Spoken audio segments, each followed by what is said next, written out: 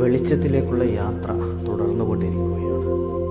നമ്മൾ ഇന്ന് സംസാരിക്കുന്നത് നമ്മൾ എവിടെയാണ് ജീവിക്കേണ്ടത് എന്നതിനെ കുറിച്ചാണ്. നമുക്ക് 3 രീതിയിൽ ജീവിക്കാം. ഒന്നാമതായിട്ട് കഴിഞ്ഞ കാല ഓർമ്മകളിൽ അങ്ങനെ ജീവിക്കാം.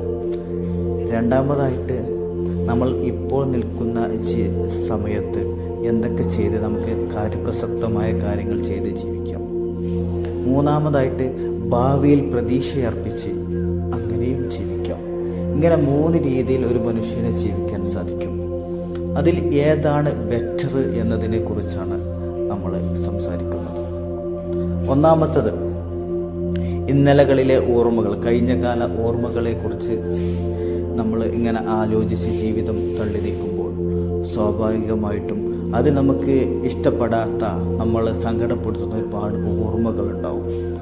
ആ ഓർമ്മകൾ ഒരുപക്ഷെ നമ്മളെ അലോസരപ്പെടുത്തുകയും നമ്മളെ വിജയത്തിലേക്കുള്ള, വെളിച്ചത്തിലേക്കുള്ള വഴി തടസ്സപ്പെടുത്തുകയും ചെയ്യും.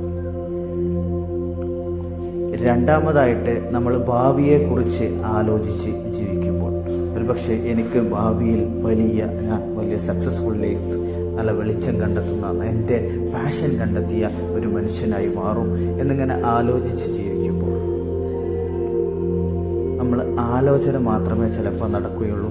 അതിലുള്ള ആക്ഷൻസുകൾ, പ്രവർത്തനങ്ങൾ നടക്കുകയില്ല. അതുകൊണ്ട് നമ്മൾ ജീവിക്കേണ്ടത് പ്രസൻറ്റിലാണ്. പ്രസൻ്റാണ് നമ്മുടെ ജീവിതം.